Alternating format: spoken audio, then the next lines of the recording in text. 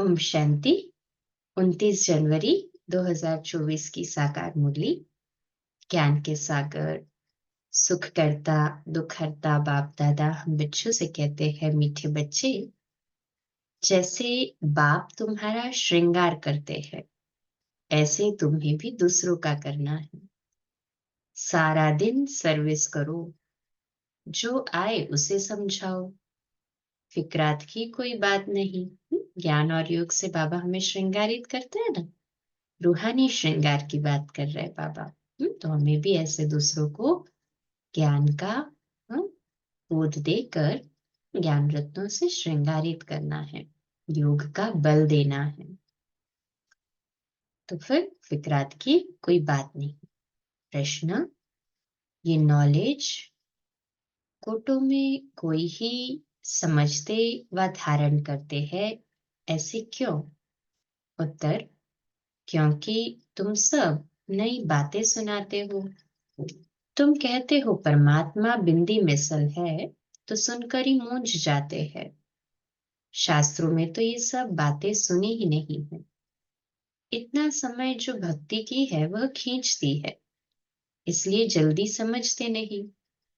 कोई कोई फिर ऐसे परवाने भी निकलते हैं जो कहते हैं, बाबा हम तो विश्व का मालिक जरूर बनेंगे, हमें ऐसा बाबा मिला, हम छोड़ कैसे सकते। सब कुछ न्यौछावर करने की उछल आ जाती है। गीत है, दूर देश के रहने वाले आए देश पर आए। दूर देश अर्थात परम धाम से आते हैं ना शिव बाबा, पर आए देश अर्थात साकारी दुनिया में। ओम शांति। मीठे मीठे रूहानी बच्चे अच्छी तरह से जानते हैं कि हम मुसाफिर हैं, ये हमारा देश नहीं है। ये बेहद का नाटक बहुत बड़ा मांडवा है। कितनी बड़ी बड़ी बत्तियां हैं, ये सूरज चांद कितनी बड़ी बत्तियां, ये सदैव जलती रहती है।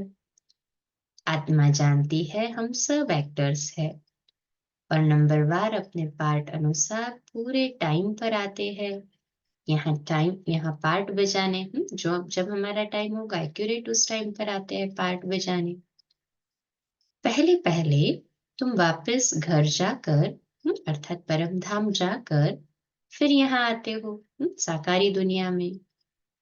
ये अच्छी तरह से समझने और धारण करने की बात है। नाटक के एक्टर होते हैं, अगर एक दो के ऑक्यूपेशन को न जाने तो उनको क्या कहेंगे। ड्रामा के आदि मध्य अंत को जानने से तुम ये बनते हो। तो ये पढ़ाई सबसे न्यारी हुई। बाप बीज रूप है, नॉलेजफुल है। जैसे वो कॉमन बीज और झाड़ होते हैं, उनको जानते हो ना। पहले पहले छोटे छोटे पत्ते निकलते हैं, फिर बड़े होते होते झाड़ कितना वृद्धि को पाता है, कितना समय लगता है। तुम्हारी बुद्धि में ये ज्ञान है। बाप तो एक ही बार आते हैं। मीठे मीठे बच्चे, ये अनादि अविनाशी ड्रामा है। बाप है स्वर्ग का रचयिता, हेवनली गॉड फादर। हेवन स्थापन करने बाप को आना पड़ता है। गायन भी है, दूर देश का रहने वाला आया देश पर आए। ये रावण राज्य पर आया है ना। रावण राज्य में राम को आना है। शिव बाबा बेहद का राम है। और विकारों की दुनिया अर्थात रावण की दुनिया रावण राज्य। तुम्हारी बुद्धि में ही ज्ञान है ना। अभी सभी की बुद्धि में ज्ञान कहे, हाँ जी बाबा। तो बाप समझाते हैं आत्माओं को कि तुम सब मुसाफिर हो, इकट्ठे तो पार्ट बजाने नहीं आएंगे। तुमको मालूम है सबसे पहले होते हैं देवताएं। उस समय और कोई नहीं थे, बहुत थोड़े होते हैं, फिर वृद्धि को पाते हैं। तुम आत्माएं शरीर छोड़ सब वहां आती हो। ये बाप ने ही बुद्धि दी है। तुम आत्माओं को अब नॉलेज मिली है। हम बीज और झाड़ के आदि मध्य अंत को जानते हैं। बीज ऊपर है, नीचे सारा झाड़ फैला हुआ है। अभी झाड़ पूरा ही जड़ जड़ीभूत है। तुम बच्चे इस झाड़ के आदि मध्य अंत को जान गए हो। आगे ऋषि मुनियों से पूछते थे कि रचता और रचना के आदि मध्य अंत को जानते हो, तो नेति नेति कह देते थे, जबकि वह भी नहीं जानते तो परंपरा से कैसे हो सकता। ये सब बातें अच्छी तरह से धारण करनी है, भूलना नहीं है। पढ़ाई तो पढ़नी है। पढ़ाई और योग बल से ही तुम पद पाते हो। पवित्र भी जरूर बनना है। सिवाय बाप के और कोई पवित्र बना न सके। विनाशी धन दान करते तो राजाई कुल में अथवा ऊंचे कुल में जन्म लेते हैं। तुम बच्चों को बहुत बड़े घर में जन्म मिलता है। नई दुनिया तो बहुत छोटी होती है। सतयुग में देवताओं का जैसे एक गांव है। शुरू में बॉम्बे कितनी छोटी थी, अब देखो कितनी वृद्धि हो। अब देखो कितनी वृद्धि को पाया है। आत्माएं सब अपना पार्ट बजाती है, सब मुसाफिर है। बाप एक ही बार का मुसाफिर है, तो तुम भी एक ही बार के मुसाफिर। तुम भी एक ही बार आते हो, फिर पुनर्जन्म लेते पार्ट बजाते ही रहते हो। अभी तुम अमरलोक में जाने के लिए अमर कथा सुनते हो, जिससे 21 जन्म ऊंच पद पाते हो।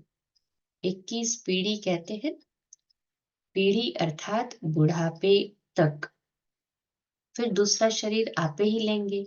एक पीढ़ी खत्म, बुढ़ापा खत्म हुआ, फिर दूसरा शरीर।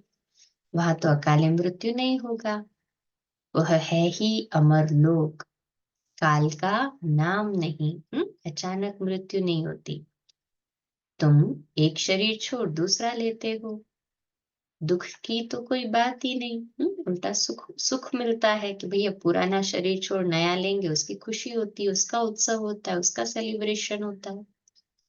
बाबा कहते, सर्प को दुख होता होगा क्या? जब पुरानी कैंचुली छोड़ नहीं लेते हैं तो खुशी होती है, और ही खुशी होती होगी। अभी तुमको आत्मा का ज्ञान मिलता है। आत्मा ही सब कुछ करती है।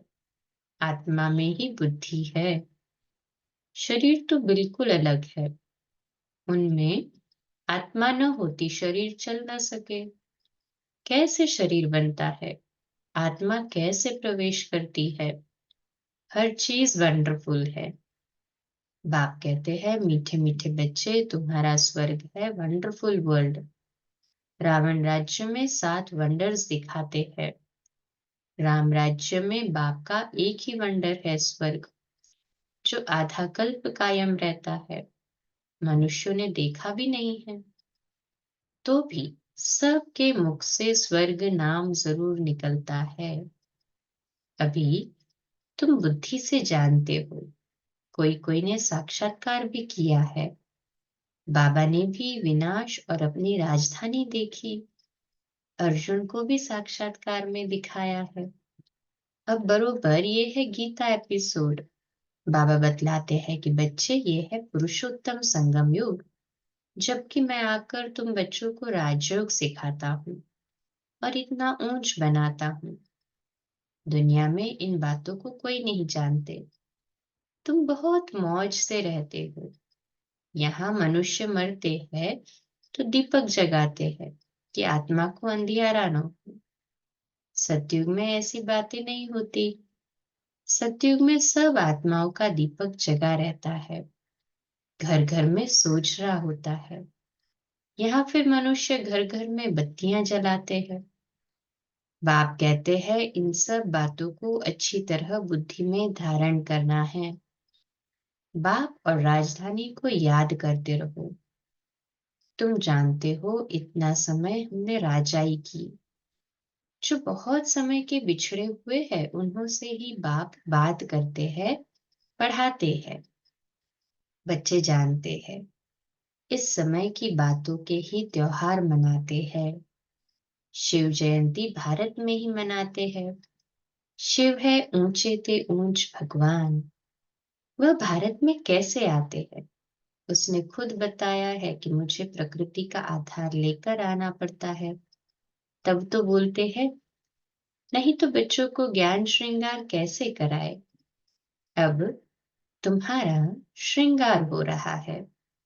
तुम फिर दूसरों का करा रहे हो, मनुष्य से देवता बनाने का। यह है बहुत सहज, परंतु मनुष्यों की बुद्धि ऐसी डल हो गई है जो कुछ भी समझते नहीं, टाइम लेते हैं।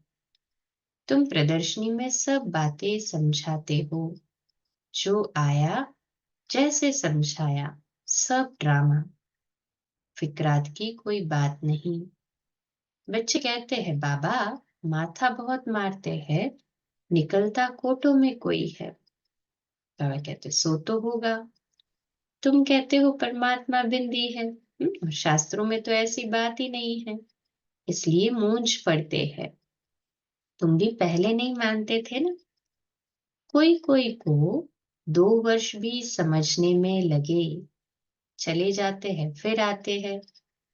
इतना सहज भक्ति छूटती नहीं है, वह अपनी ओर खींचती है। ये भी ड्रामा में पार्ट है। सिवाय तुम ब्राह्मणों के और कोई नहीं जानते। विराट रूप का भी अर्थ समझा है। ये है तुम्हारी बाजोली। तुम चक्र लगाते हो, इनको विराट नाटक कहा जाता है। इनका भी तुमको ज्ञान है। उन क्या कॉलेजों में तो क्या क्या पढ़ते रहते हैं। यहाँ ये बात, हाँ यहाँ वो बात नहीं है। साइंस वृद्धि को पाती रहती है, उनसे विनाश होता है। अभी फल तुम समझाएंगे, परंतु विरला कोई मिलेगा जो कहेगा ये तो बहुत अच्छी बात है, ये तो रोज समझाना चाहिए, कितना भी काम हो। परंतु कहेंगे हमको तो बाबा से वर्षा जरूर लेना है, ये तो अतः अनगिनत कमाई है। बाबा कहते हैं, बच्चे मेरी बुद्धि में सारे झाड़ की नॉलेज है, सो अभी तुम भी समझ रहे हो। बाप जो समझाते हैं वह बहुत एक्यूरेट है। एक सेकंड न मिले दूसरे से, कितनी महीनता है। तुमने कितने चक्र लगाए हैं। ये ड्रामा जो मिसल चलता है, एक ही चक्र को 5000 वर्ष लगते हैं। उसमें सारा खेल चलता है, उनको ही जानना है। वहां गाय भी फर्स्ट क्लास होंगी। हाँ, सतयुग में तो गायें भी बाबा कहते हैं फर्स्ट क्लास होगी। जैसा आपका पद वैसा फर्नीचर, वैसा मकान। भबका होता है, खुशी भी आत्मा को ही रहती है। हमारी आत्मा तृप्त हुई। तृप्त परमात्मा तो नहीं कहा जाता है। कहेंगे तुम्हारी आत्मा तृप्त हुई। हाँ, बाबा पूछते हैं, क्या कहेंगे कि तुम्हारी आत्मा तृप्त हुई। परमात्मा को कभी ऐसा नहीं कहा जाएगा कि तृप्त हुई। हाँ, बाबा तृप्त हुई। बाबा हमसे पूछते हैं तुम्हारी आत्मा तृप्त हुई, तो हम कहेंगे बाबा को मिलके तो तृप्ति होती ही है, सेटिस्फेक्शन होता ही है। तो हम कहते हैं हाँ जी बाबा तृप्त हुई। तो ये सब खेल चलता आया है।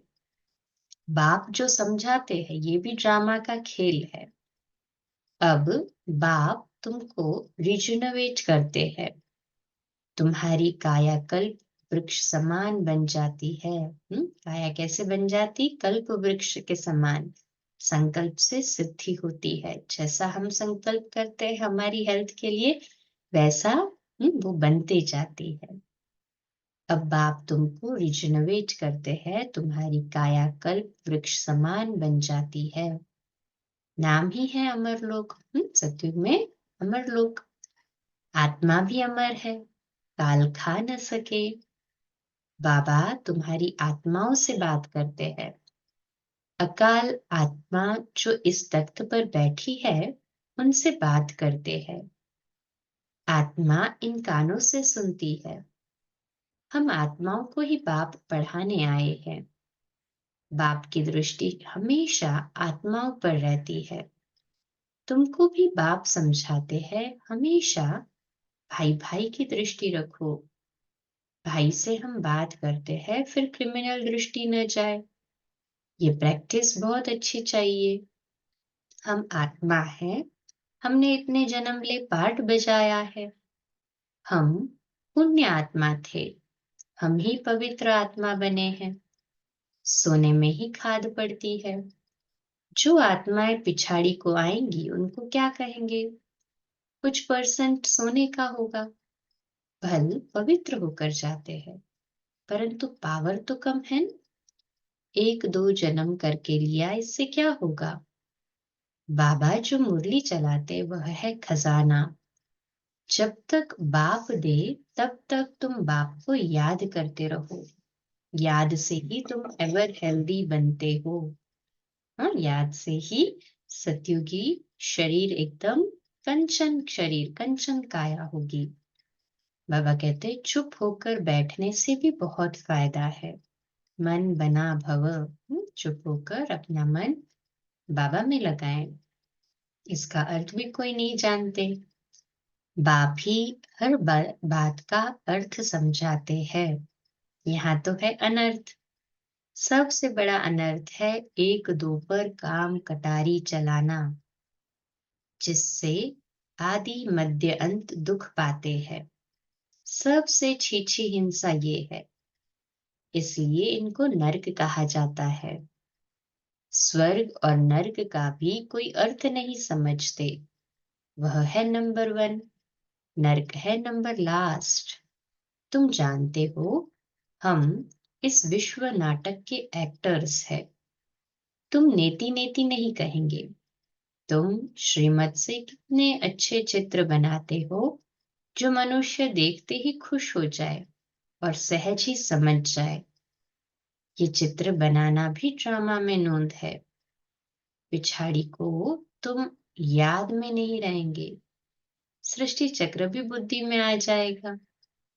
नई दुनिया कौन बनाता और पुरानी दुनिया कौन बनाते हैं, ये सब तुम जानते हो। नई दुनिया शिव बाबा बनाता और पुरानी दुनिया जैसे जैसे विकारों की प्रवेशता होती, रावण की वृद्धि होती है माना, तो पुरानी दुनिया बनते जाती है। तो बाबा कहते सतो रजो तमो में सबको आना ही है। चक्र तो फिरना है ना।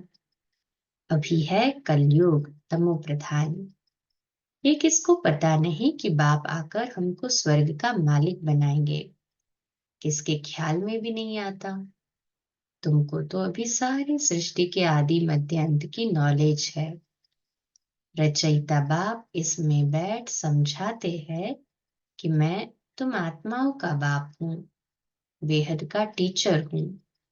ये संगम युग है, पुरुषोत्तम युग। सतयुग और कलयुग को पुरुषोत्तम नहीं कहेंगे।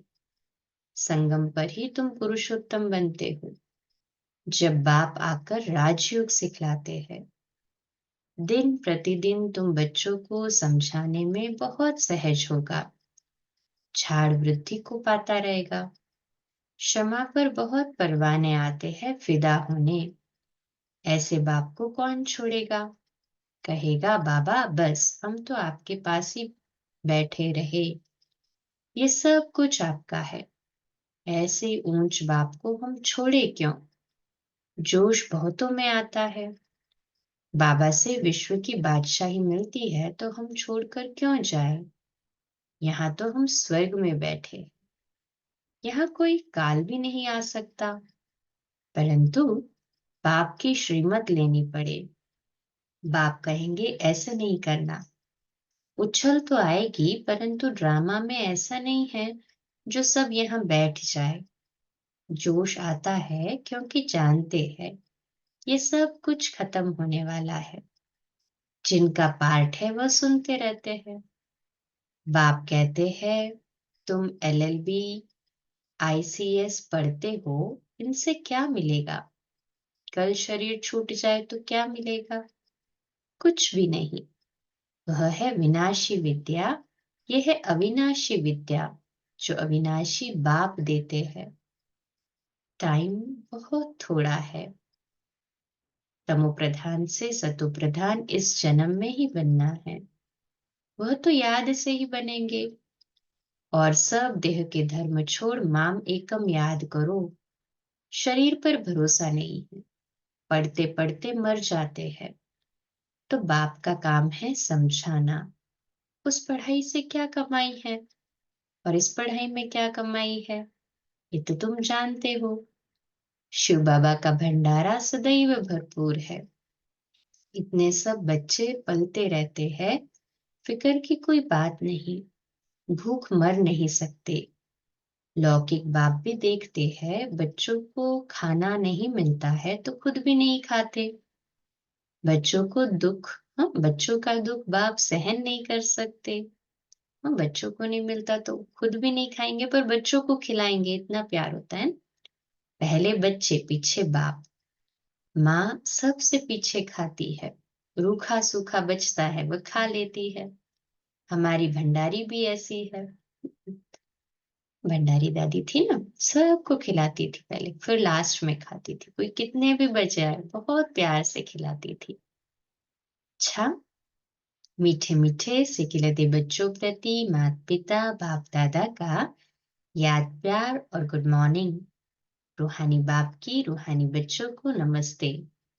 हम रूहानी बच्चों की रूहानी माता पिता बाप दादा को याद प्यार, गुड मॉर्निंग और नमस्ते। वाह बाबा वाह, शुक्रिया बाबा, शुक्रिया। धारणा के लिए मुख्य सार है, पहली पॉइंट, भाई भाई की दृष्टि पक्की करनी है। हम आत्मा आत्मा भाई से बात करते हैं, ये अभ्यास कर क्रिमिनल दृष्टि को परिवर्तन करना है। दूसरी पॉइंट, बाप जब ज्ञान खजाना देते हैं तो याद में बैठ बुद्धि रूपी झोली से खजाना भरना है। चुप बैठकर अविनाशी कमाई जमा करनी है। आज का मीठा वरदान, आत्मिक मुस्कुराहट द्वारा चेहरे से प्रसन्नता की झलक दिखाने वाले विशेष आत्मा भव। तो आज का स्वमान, मैं विशेष आत्मा हूँ। मैं विशेष आत्मा हूँ। इसका विश्लेषण, ब्राह्मण जीवन की विशेषता है प्रसन्नता। प्रसन्नता अर्थात आत्मिक मुस्कुराहट। जोर जोर से हंसना नहीं, लेकिन मुस्कुराना। चाहे कोई गाली भी दे रहे हो तो भी आपके चेहरे पर दुख की लहर नहीं आए। सदा प्रसन्न चित्त। ये नहीं सोचो कि उसने 1 घंटा बोला, मैंने तो सिर्फ 1 सेकंड बोला। सेकंड भी बोला या सोचा, शक्ल पर अप्रसन्नता आई तो फेल हो जाएंगे। 1 घंटा सहन किया, फिर गुब्बारे से गैस निकल गई। हाँ, बोल दिया ना एक शब्द तो गैस निकल गई। श्रेष्ठ जीवन के लक्ष्य वाली विशेष आत्मा ऐसे गैस के गुब्बारे नहीं बनती। स्लोगन, शीतल काया वाले योगी स्वयं शीतल बन दूसरों को शीतल दृष्टि से निहाल करते हैं। शीतल काया वाले योगी स्वयं शीतल बन दूसरों को शीतल दृष्टि से निहाल करते हैं।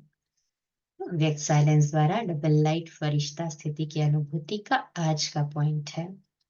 जैसे साइंस वाले रेत में भी अनाज पैदा करते हैं, ऐसे आप साइलेंस द्वारा धरनी का परिवर्तन करो।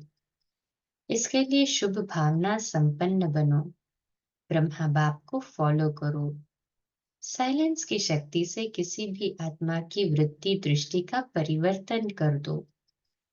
जैसे क्रोध अज्ञान का शक्ति है, ऐसे ज्ञान की शक्ति शांति है, सहन शक्ति है। अभी इन गुणों को अपना संस्कार बना लो तो डबल लाइट फरिश्ता सहज बन जाएंगे। अच्छा, कम बोलो, धीरे बोलो, मीठा बोलो, सत्य बोलो, सोच समझकर बोलो। निमित्त भाव, निर्माण भाव, निर्मल वाणी। आज का नया दिन आप सभी को मुबारक हो, मुबारक हो, मुबारक हो। शुभ दिवस। आज रात्रि क्लास 9:15 बजे, कल सुबह अमृत वेला मेडिटेशन 3:30 से 4:30 और प्रातः मुरली क्लास 4:45 बजे। शुभ दिवस। ओम शांति।